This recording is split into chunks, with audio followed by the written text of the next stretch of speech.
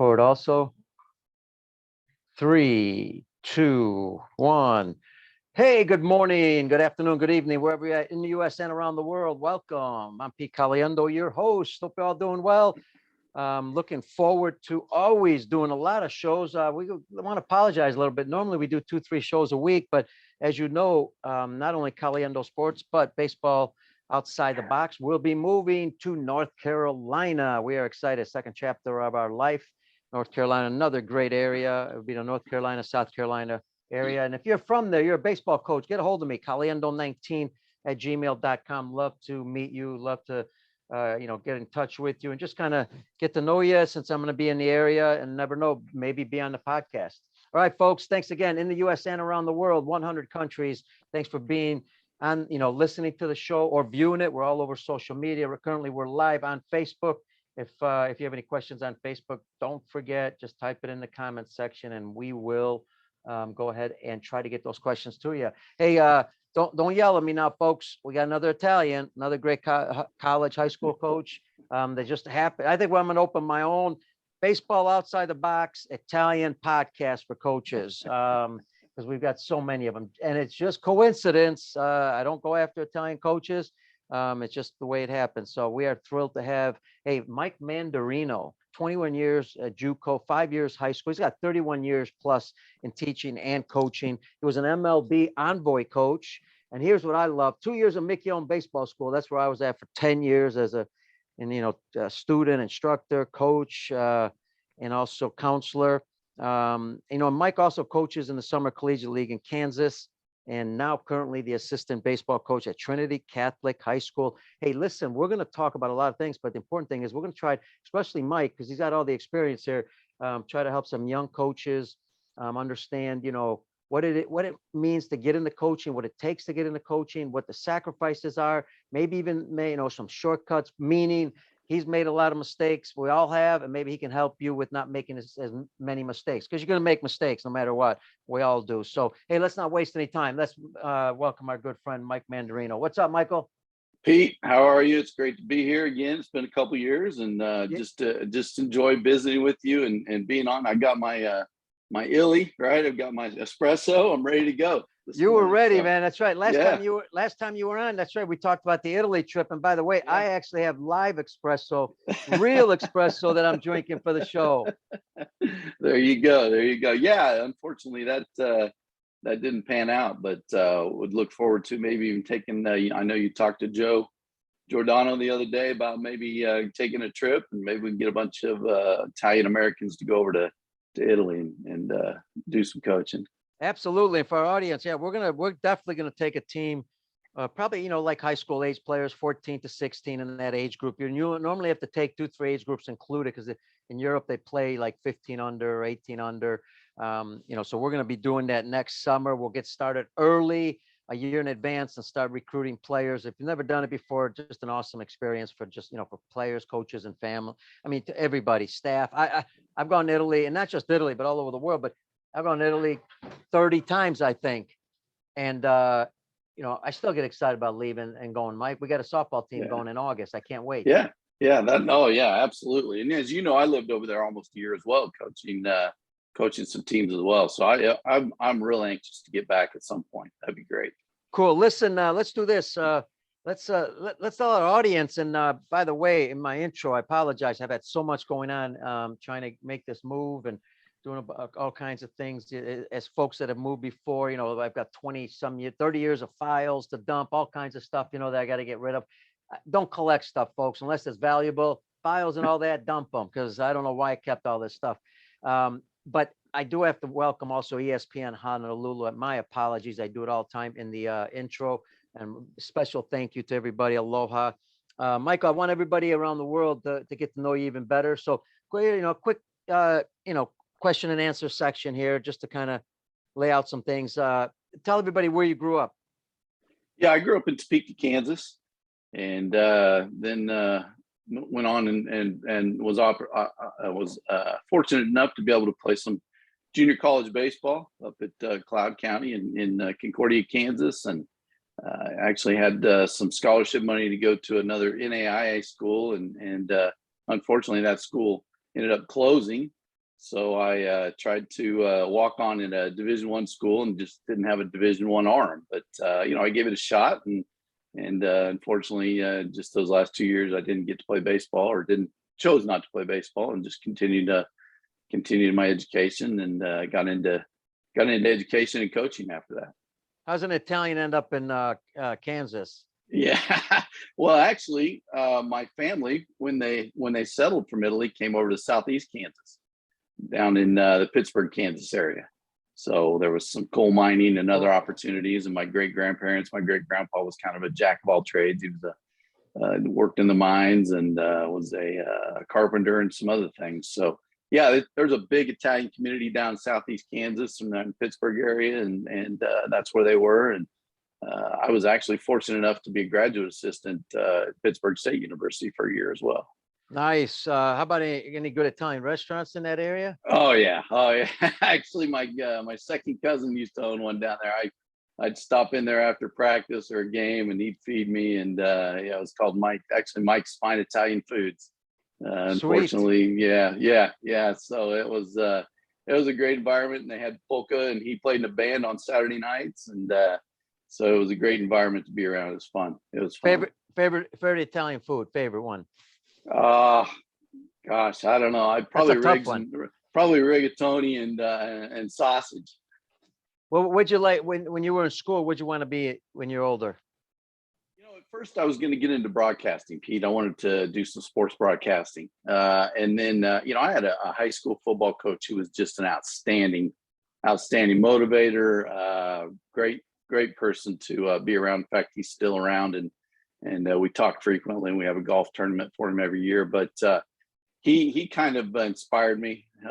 He was actually the same. He was from Pennsylvania, played against Namath in high school. In fact, he tells a great story about playing Legion ball against Joe Namath, and Joe Namath struck him out, and he ended up throwing the bat into the river after that.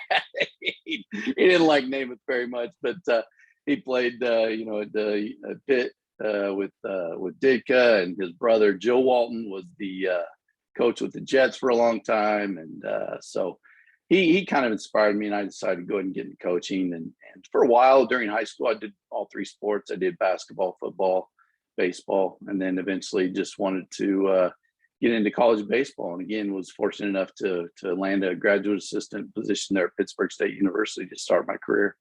Parents are always teaching us a lot. Thank goodness. You got to have great parents to really, develop in life. It really helps. Just give us something that you picked up from your parents that you use today in coaching, teaching, and your life. Yeah, my dad especially, he would write me letters when I was in junior college. And, he always would, at the very end, would always say, there's no substitute for hustle. Always hustle. It doesn't matter. Had a bad inning, hustle. You struck out, hustle. You don't do well on the mound, hustle.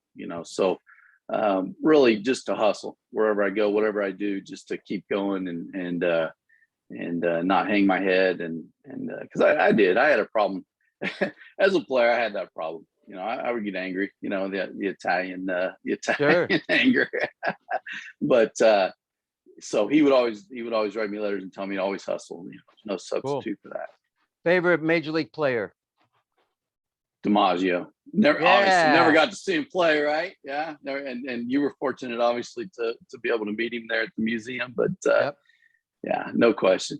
Well, you got a good memory. How about and this is the tough one because there's so many people. I know you may not want to mention a name, but somebody that maybe even somebody you don't know, somebody you admire in coaching that you kind of have learned from, but you really don't know them.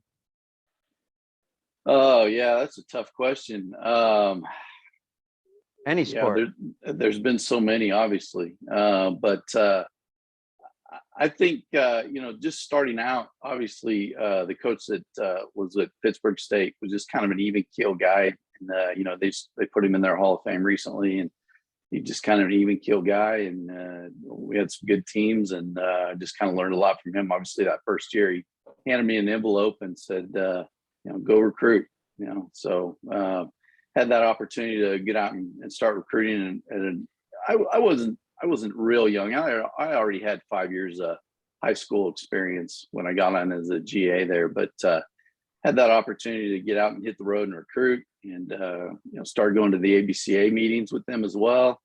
And so Steve Beaver was is his name, and he learned a lot from him, and then moved on to I've had opportunities to work with a lot of guys that played in the big leagues. When I lived in California, there was a lot of former major leaguers there. But just to start with, I moved on to Fort Scott Community College, and Dave LaRoche was the head coach there, and that was his first junior college coaching job. He'd obviously been in the major leagues and then coached in the major leagues and minor leagues. But unfortunately, Pete, I really did not probably embrace what he was teaching and what he was trying to teach me.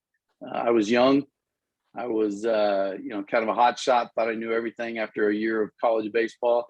Yeah. And, I'm sitting there working with a former major leaguer, and it just, to me, there were things he was doing that were not conducive to being a college coach, in my opinion. That was my opinion then.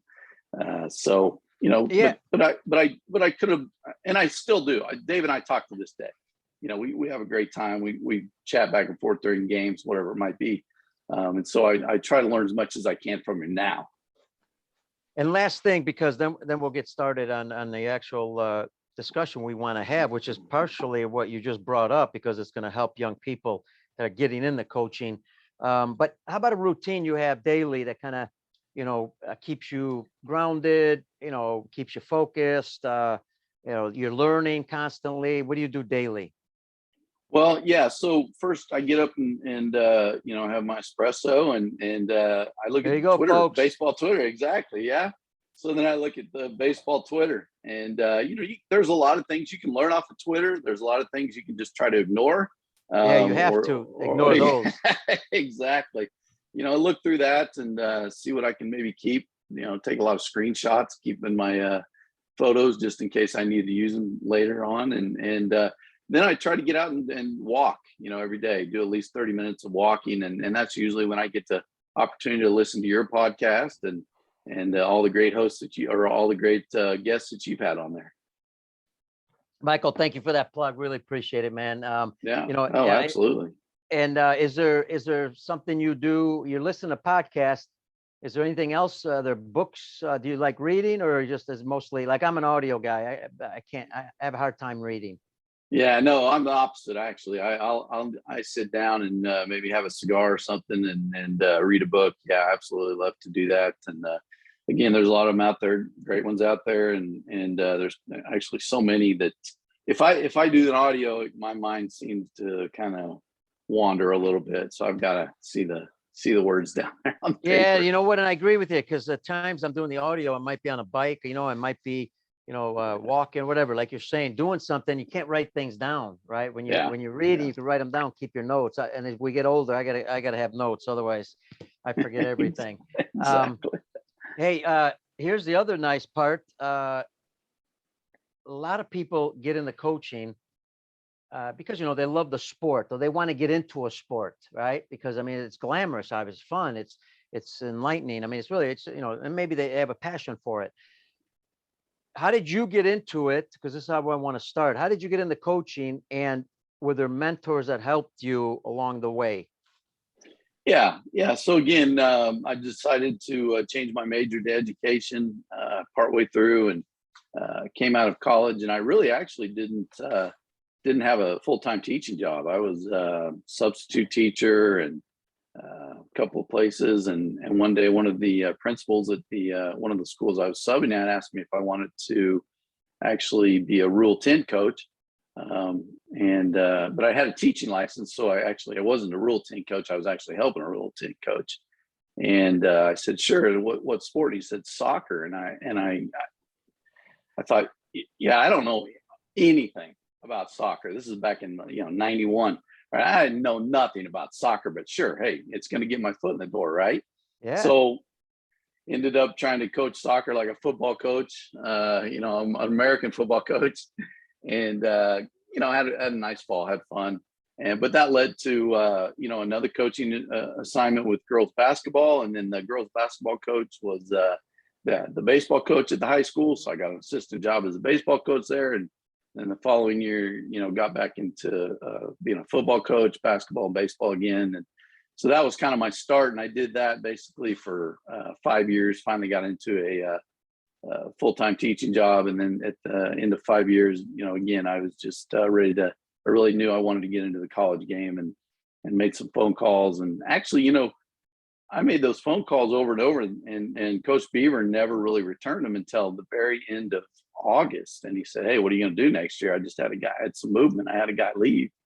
And so we met, and that's when I got in on that opportunity. So, mentors, I mean, too many to really mention, Pete. No, but obviously you've had them, very important. I mean, I think that's the main thing, right? Understand. And here's the other part of all this. I'll give you an example, and then I want to get your advice on it. I went in as a pre-law major in college, with a minor. I can't remember what the minor was. I'll have to look it up, the minor. That's why it's a minor. Yeah, that's why it's a minor. But yet I got into coaching, didn't have coaching experience, but we're going to talk about this later. My coaching experience came at Mickey Young Baseball School, with some of the best coaches in the country. I'm just watching, learning, doing it, and I remember one time going for my administration. I was going to go for my master's in athletic administration, right? And they want you to do and I apologize to the department head for this, but they wanted you to do a internship, right? So I go try to do this internship, and I'm thinking, and just like you, it was the wrong thing. I was a little cocky, and I'm like, I could teach better than these people that are teaching now, right? Why do I have to go waste my time doing this internship, and trying to get my master's? I got out of it. Big mistake. I should have done it. The question is this: you've got that avenue, and then you obviously, you've got the avenue of you want to get into coaching, so you're going to get into education, right? You're going to get your degree and all that in education. Talk about, if we're starting today and I'm deciding I want to get into coaching, what do I pick in college? How do I get started? Yeah, so I would definitely say to get into an education major of some sort if you want to, as well as, depending on what level you want to be at. If I had to do it all over again, I probably would have tried to be some sort of a GA sooner, probably right out of college. What's a GA for our audience? A graduate assistant, and started my master's right away. But I was married early. Actually, I was married in college, and so I knew I had to, partly support that, and just got into the high school job, which I don't regret. Those were great experiences, no question. But I would probably just try to be a graduate assistant right out of college, get my master's, and then move up from there. I'm 54 now, and really I'd love to get back into the college game. But most of the guys that I've talked to, the head coaches, either have somebody that played for them at some point, and they're trying to get them back into being a coach, or there's really no money to be an assistant, really, unless you're probably at the Division I level. So definitely work your way up, from being a graduate assistant or whatever it might, or even a volunteer assistant, whatever it might be. And that graduate assistant, obviously, then the coaches there can understand what type of person you are, how you're doing teaching wise. There are people that can recommend you, because what's the next step? Because now they may not have a position open, right? So you still got to do something. So what's the next step? How to get somewhere if that college doesn't have a position, that coach can't hire you? Yeah, exactly. So I would say go to as many ABCA, conventions that you can, and meet as many people as you can. Obviously, meet as many people as you can that are in your conference. Make sure you go over and at the end of the game, and you're shaking the coach's hands. Make sure they know who you are, and because they see you the most. Obviously, you're playing them in conference, and they see you and what you're doing, and they may have an opening and ask your coach about who you are and what kind of a coach you are. So just meet as many people as you can. Do as much networking as you can. I really networked a lot as a young coach. I don't do it as much as I probably should even today. But as a young coach, no question, I networked a lot. And really, when you're even out on the recruiting trail, you're meeting high school coaches. And the opportunity might come in one of their programs to where they want to hire somebody on, and that might be the level where you get a good start as well. So that would be my advice. And then once you get those opportunities, just be quiet, listen, and then jump on the opportunities. I remember the first year I was with Dave LaRoche, and this is another story of how we met that we can tell later. But Dave LaRoche, former major league player, right? The Lalab, had the Lalab. Yep. Yes, absolutely. But I was with him at Fort Scott Community College that first year, and the first couple practices, we're standing around, and he says, "Hey, you want to go down there and work with the pitchers a little bit in the bullpen?" And I kind of looked at him, and I was like, "You pitched in the major leagues for 20 years, and you want me to go work with the pitchers?" So, not thinking really what some of his duties were. It was just he and I. I was the assistant, he was the head coach. What some of his duties were at the time, I thought, he had other things that he needed to take care of. So I did. I went down there and started working with them a little bit. And it's kind of funny because he corrected me on some of the things. He was watching me and corrected me on some of the things that I was doing. So, keep your mouth shut, listen, learn. And then when you have the opportunity to do something like that, jump on it, go do it, and do it the best of your ability.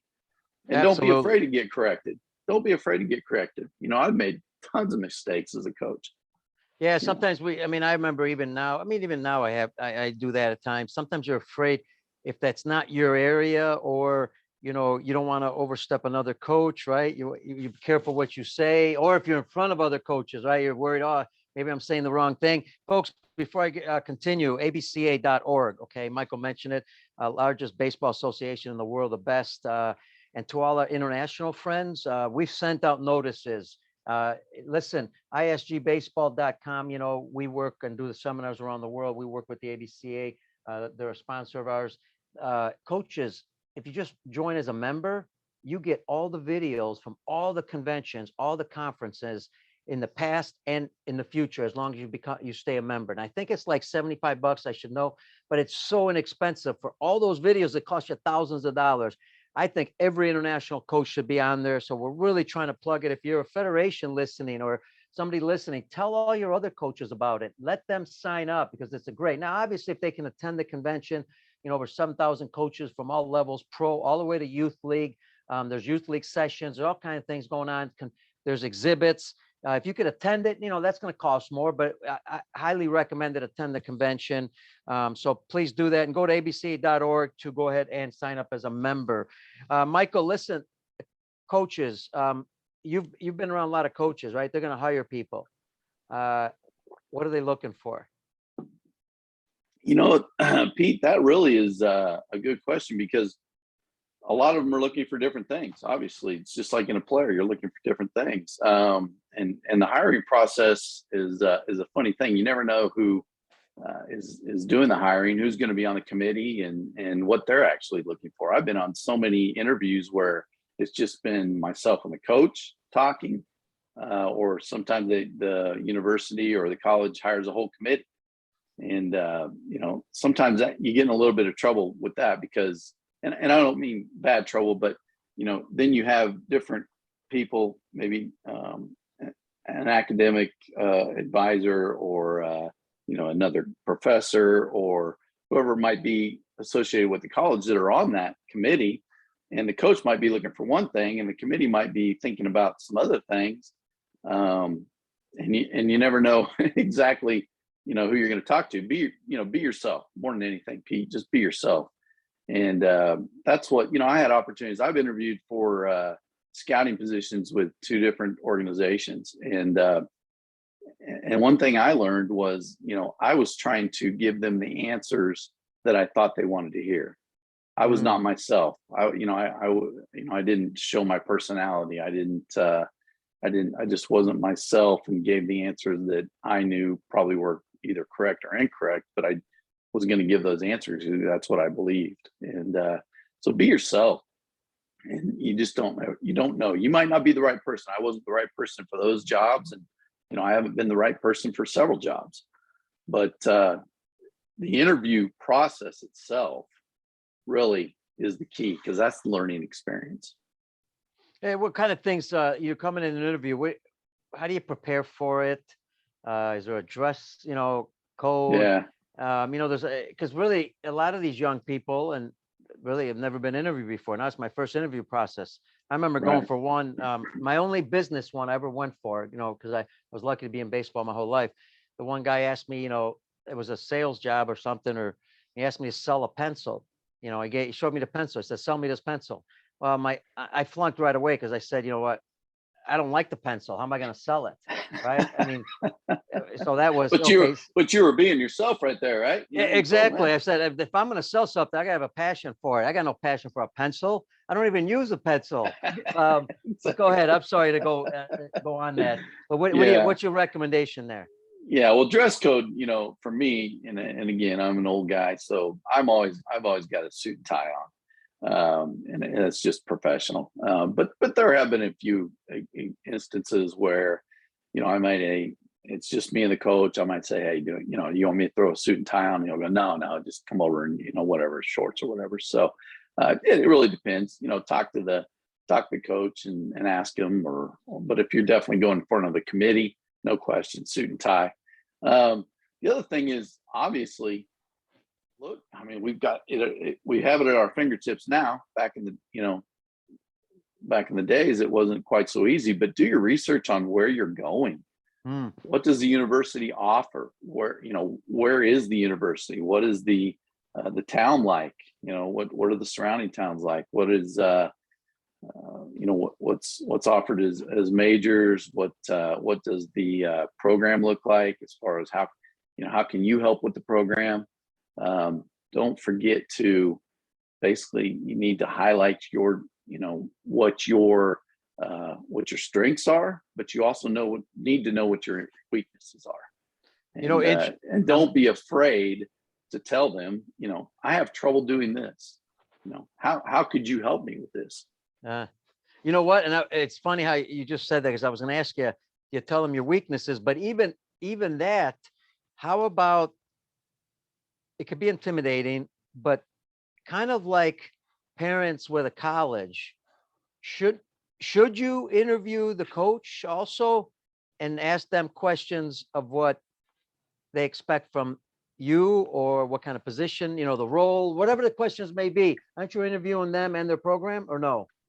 The parents, as far, yeah, well, No, absolutely. no. If I know if I'm a coach and I'm go and I'm trying to get a job, you want to interview them also. It's not just them interviewing you, or is that intimidating? Yeah, no question. Yes, it can be. Yeah, absolutely. Yeah, but you have to know if that job's going to be right for you. You don't want to just jump right into it because it's a college job or your first job or whatever it might be. So, yeah, you've got to know that you're going to fit in as well, and obviously they're going to ask you questions to see if you're going to fit in with them, and you need to ask them the same about philosophies and what do they do to help a young coach possibly move on to the next level or the next job. And that is a little bit intimidating in itself, Pete, because you're interviewing for that job, right? You don't want them to think, "Hey, I'm just going to jump to the next job," but Right. but you're a young coach, you have aspirations, and I think it's good for them to see that you have aspirations to move up Mm. to be a head coach, whatever it might be. And then what will your role be with them, and will that fit? So How about yes, definitely. advice? Because you're going to get turned down. I don't know if you've been turned down, but when you're turned down, I was listening to a podcast. I can't remember which one, but this top college coach, I mean, really top level, Division 1, was turned down, and he expected to get it. But then he got another one later. He didn't know he was going to get, which possibly could have been even better. But how do you deal with that failure aspect of being told, sorry, we're not interested? Yeah, absolutely. I've got a stack of letters that we're not interested. You're just not the right person for that job. But again, the interview process is a learning process, as well as then I think I've never had any problem saying, "Hey, how was the interview? Was it a good interview?" Yeah, no, it was a good interview. You just weren't the guy for our job at this point in time, or what could I have done differently during the interview, or anything that I think coaches or the interview committee are always willing to help you. they're always willing to tell you maybe, what you could have done better. Right? And people have before, and I've taken that into the next interview. So yeah, no question. That's a question you need to ask if you've been, and again, it just maybe you weren't the right person. Hey, Michael, we all have weaknesses. Our internship, or what I think you called it, it was something else, the name, but they're going to tell you what your weaknesses are. And obviously, prior to going into an interview, you might want to work on those weaknesses.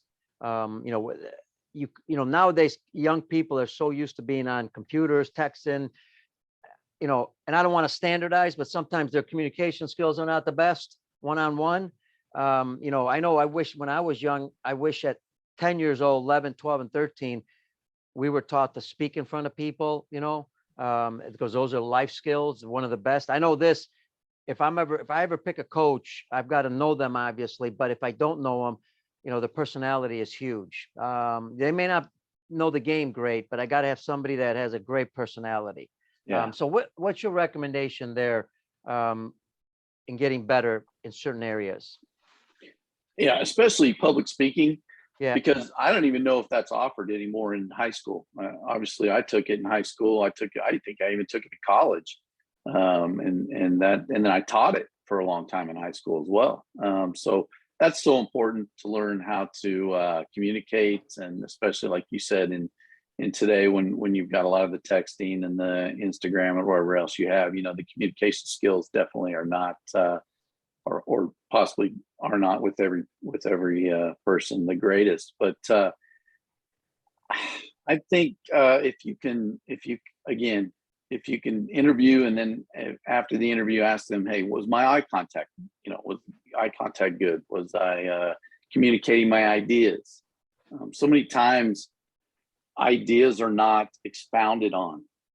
You know what I mean by that, Pete? I mean, people, they give you their idea and then they don't expound on how they might execute that idea.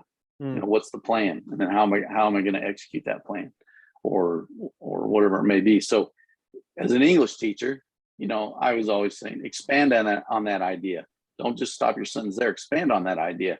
So continue on, even if you think that you've talked too long on one point. Continue on, make your point, and then stop and make eye contact. Yeah, I'm glad you brought up you're an English teacher. Now I'm intimidated because I know my English is not the best. So, luckily I started my own business. I don't have to worry about people critiquing my English because, okay, I wrote this wrong. I did that bad, sorry, apologize. I'm still have a job because it's my business. So I can still keep going on. Yeah.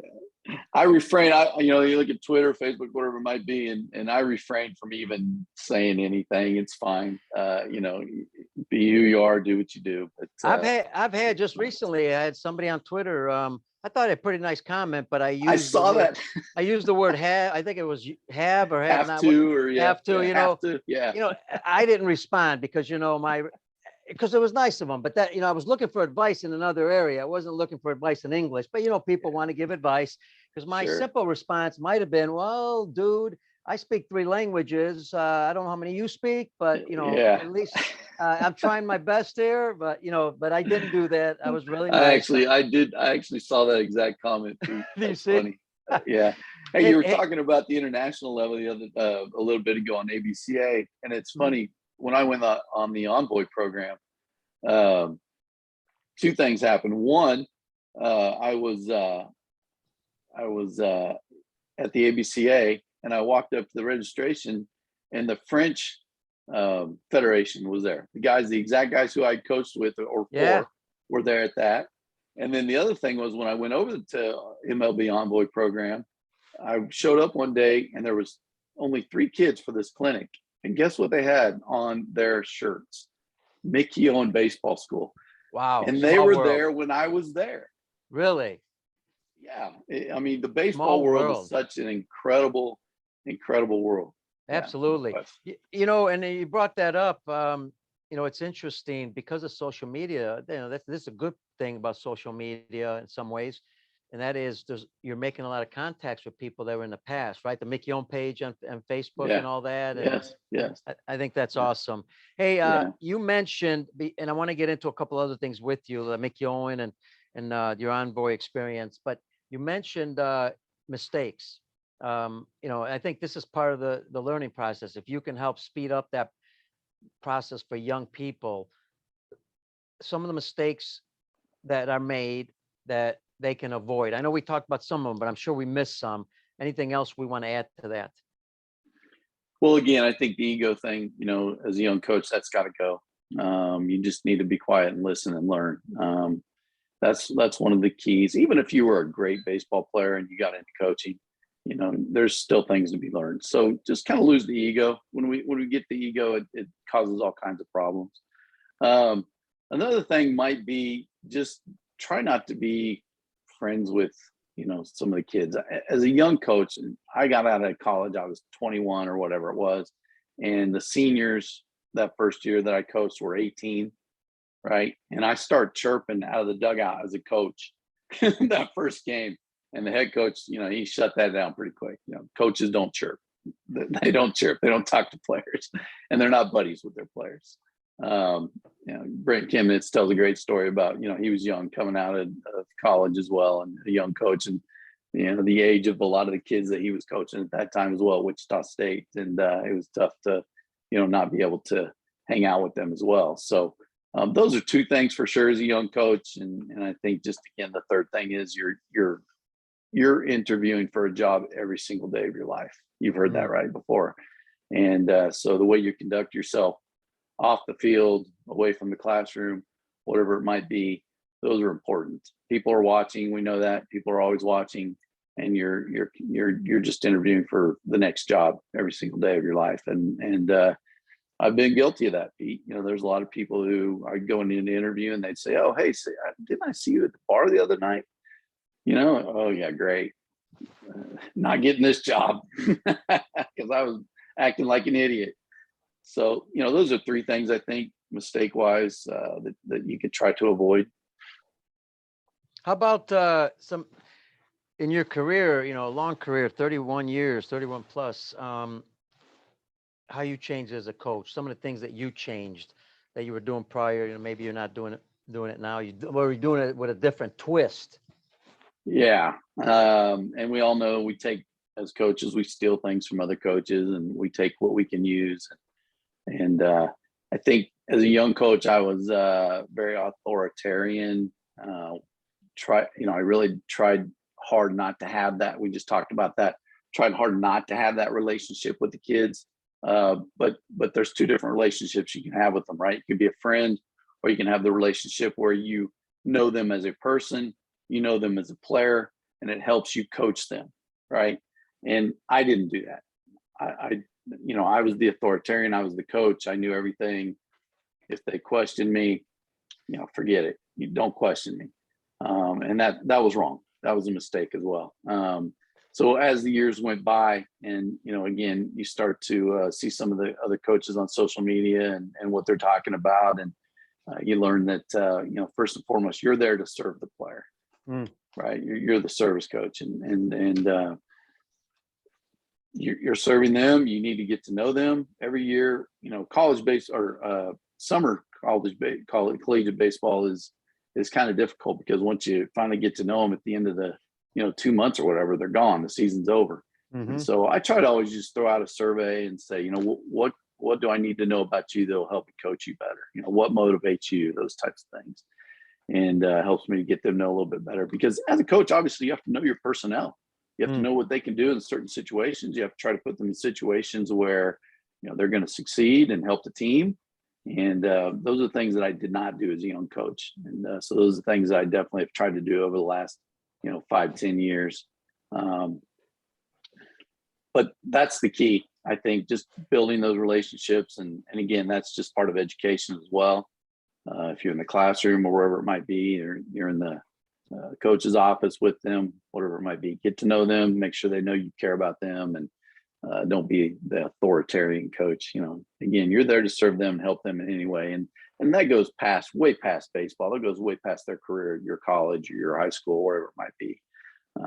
It's great now after 30 some years to hear back from those kids, and that you helped me here, you helped me there, and I'll say, hey, I'm sorry for what I did as a young coach as well, but and they'll say, it's all right, you helped me in certain situations. So it's great to hear from them and to know that. And then again, everybody says, hey, base it on what happens. Are they sharing the birth of their first child with you? Are they inviting you to their wedding? And I've had those opportunities as well. So all those little things add up eventually. Awesome. And I know when I was young and not so young too, but what really helped me, I want to get your advice on this too. I think this can possibly help a lot of young coaches. I became a much better teacher coach because I was working with 6-year-olds, 8-year-olds, 12-year-olds. As I got older, I was working with older players too, but boy, it really was a great experience because I was able to break it down, right? And then it was much easier teaching the younger guy or older guys.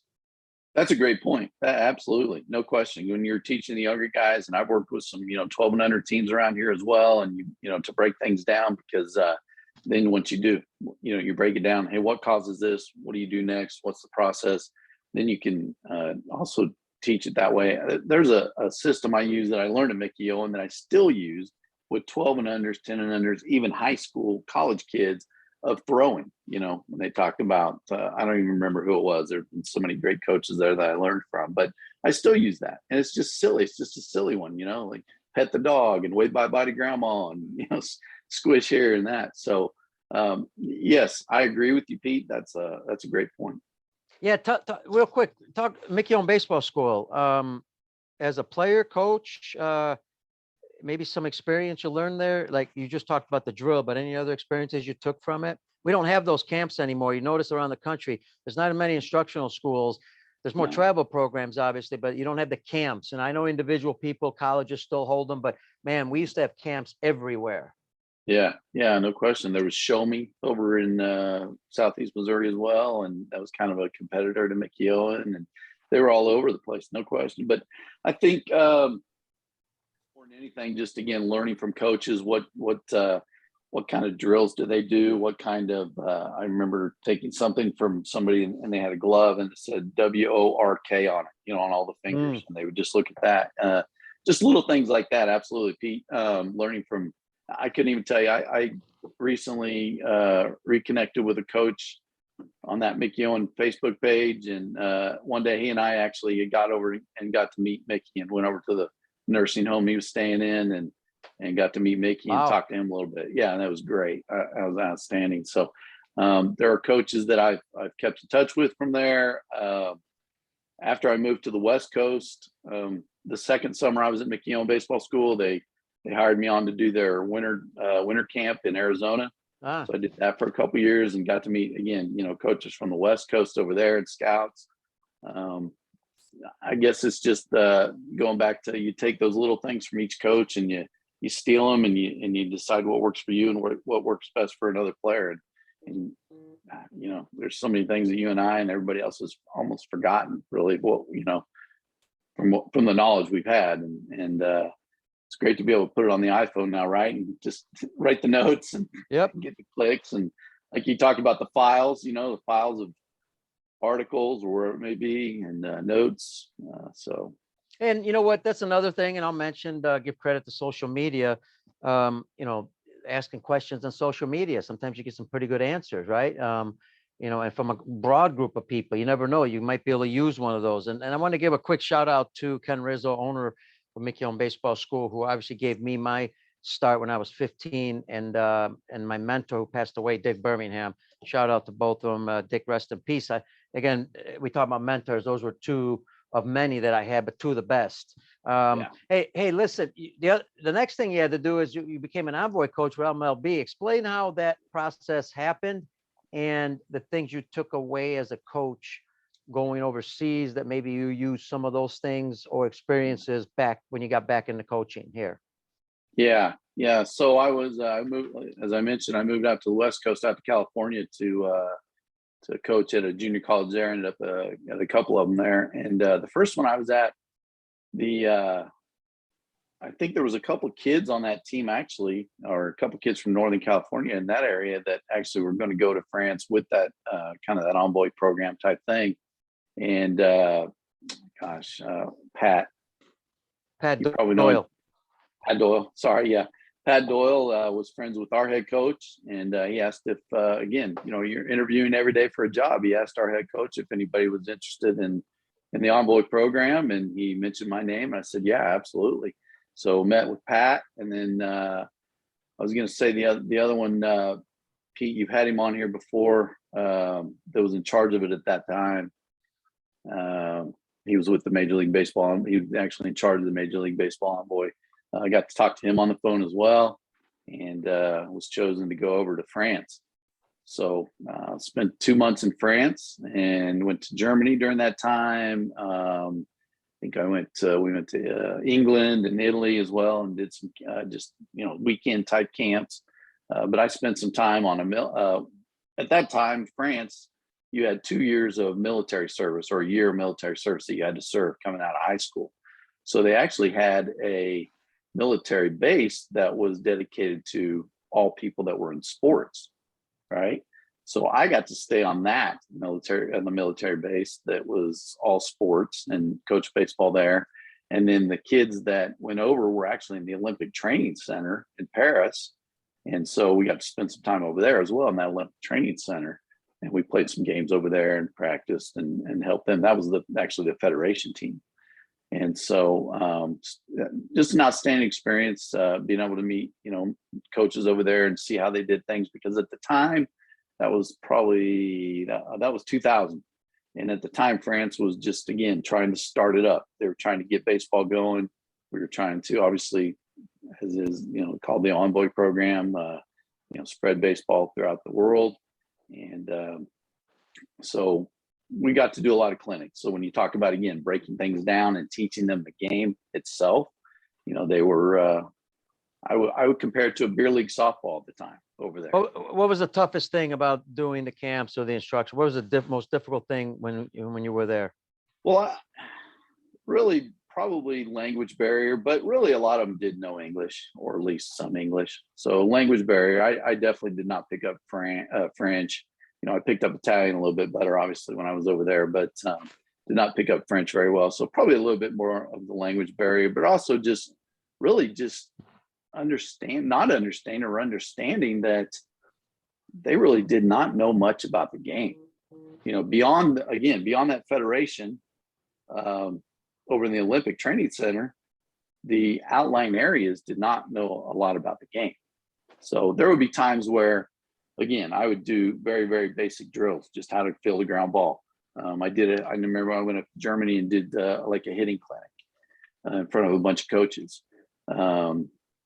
Bertrand Roux, right? Friend of ours, right? Mutual friend of ours had me up there doing those clinics, and watching kids they had a tournament, evaluating them.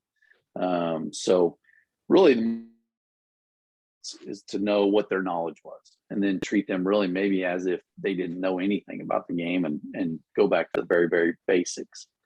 And then the travel for me was a little difficult, because getting on a train and going somewhere and not knowing who I was meeting, or making sure I got off on the right stop, those types of things. But what an experience. Yeah, just outstanding. Hey, you just mentioned teaching them like they don't know anything, like they're starting from scratch. How do you balance that in the US as a coach, starting off? Is that a good way to start?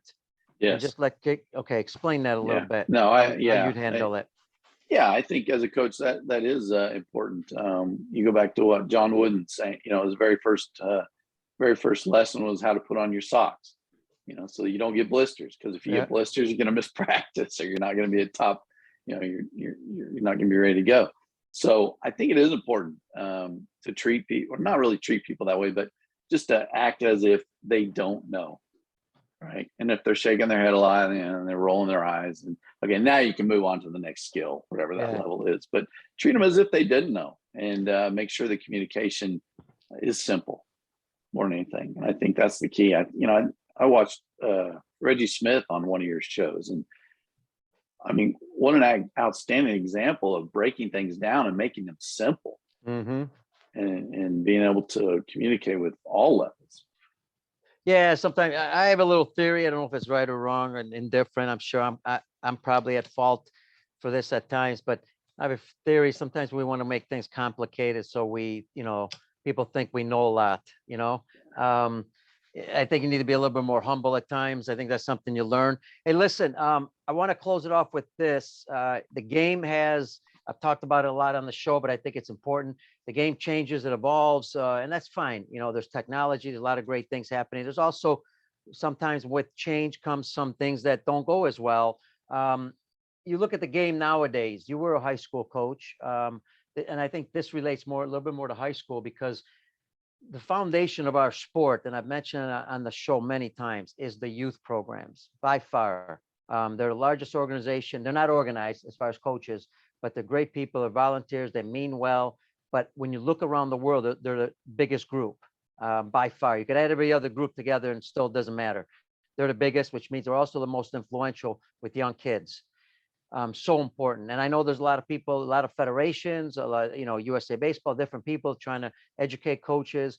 ISG obviously goes around the world holding conferences to try to educate coaches. I think we all understand how important coaching is. But in the US especially, talk about the youth program, some of the things you've seen that you think maybe we need to be changing a little bit. Because, when you want them a little bit better prepared when they get to high school, so you don't have to go through certain things that should already been covered. And even the responsibility of the players and coaches, not just the coaches, the responsibility of young kids if they're going to go to high school. But talk about some of those areas you'd like to see changed a little bit at the youth level, so that way they can help become better players and get to high school. Yeah, I think so. And I don't want to beat a dead horse here, because I don't think all travel teams or all travel organizations are bad. But I do think that there are a lot that, again, are not teaching the skills, not even the basic, just small nuances of the game, how to hit a cut or where the cutoff goes or that type of thing. And they're just playing. They're playing a lot of games. And there's something to be said about that. That's not a bad thing. You're getting a lot of game experience. You're seeing a lot of good competition. I think that they probably play a few too many games over a weekend. Who has the pitching for all that? I don't know. I guess you just keep recruiting. But one thing that is one thing I see, obviously, is that some of them are not teaching those small fundamentals, that they're just playing the games, and that point's been made over and over a lot lately in the last several years. I think at the grassroots, I work with a 12 and under team over here in near Wichita, and I think just to give an example, they're doing it right. Okay, they've got 12 kids. They've had a couple, myself and come over and work with just everybody on pitching, the whole team, because you never know, right? And they play, they try to play all the kids in a weekend. Over a tournament time and get them to development. They work on the fundamentals. So that's what I've seen that's kind of going right. And they're not particularly a true travel team. They do play in some of these NBC, state tournaments, those types of things. And they try to stay pretty local. I worked with a group in Kansas City several years again, I was a younger coach, and it was the same type of deal. Unfortunately, some of these things are just money makers. You look at some of these things on Twitter, they show these coaches doing some crazy things at the youth baseball level, and again, it's not about you as a coach, right? It's about the kids. It's about you teaching them, what those experiences are. And obviously with your organization, going around and educating coaches and putting material out to educate coaches and help them. That's the key. That's the key, because that's where it starts. Obviously, it starts from that top on down, and the more they know about it, and even if they played the game a little bit as a kid, or in high school, or in college, we're always learning every single day, and I think that's the key. Pete, just educate the coaches, and then make sure they know it's not about them, and hopefully that like you said, volunteers are sometimes hard to find. Sometimes you've got the dads out there. My dad coached me for years in a little league, right? And that was kind of a tumultuous relationship, obviously. because I was a pain in the rear. But I think that's the key. Those are some of the things I'm seeing, and hopefully that most of them are at least getting out practicing a couple days a week and showing them fundamentals, everything. Because at that age, you don't want them to specialize in pitching or specialize in a certain position. Great points. Agree with you, Michael. Awesome. And folks, Michael mentioned coaches. Moms make great coaches at the young levels with the young kids, and not to mention dads. Dad, you might want to put your son or daughter on the other team or on another team. Either that or let another coach them. That's probably one of the better things. And if you're gonna coach your own kid, you better ask a lot of questions, because if you keep telling them something, hey, Michael, as good as I do, it's going to go in one ear and out the other if you're the parent. Yeah. And you mentioned asking questions. I mean, even as a coach at whatever level it is, right? I mean, you have to ask questions. You have to ask questions so that a little bit about that person. You have to ask questions so you can help them. How to help them. Absolutely. Awesome, man. Hey, listen, buddy, I know you're moving, I'm moving. We got all kinds of stuff to do. This was fantastic. Thanks for joining us, man. Yeah, Pete, really, I appreciate it very much. Enjoyed it very much. And it's an honor to be here with you. Yeah. And when you have fun, I'm having fun. It went fast, man. It went quick. But again, Mike Manderino, he's been on the show before. Great guy. He's always on social media, and I want to thank him because he's always supporting me. Always has great comments, positive all the time, which I need at times, because once in a while I wonder, what am I doing a podcast? It's a lot of time, a lot of effort, but I love helping coaches. And speaking about that, folks, do us a favor. You're 100 countries. We really appreciate it. Just keep sharing the show with people. That's all I ask. You can share the show with coaches at all levels, players, parents, and all that. We really thank you. So, Michael, thank you, buddy. Thank you, Pete. It's easy to support you because you have great guests and do a great job of just spreading the word of baseball around the world. All right. Thanks, man. Mike Thanks, Manderino. Special thanks to Mike. Special thanks to Brian Crocker, our producer with the Lineup Media Group. And of course, special thanks to everybody in the U.S. and around the world. Listen, stay safe, be healthy, and God bless y'all. We'll see you on the next show. Adios, everybody.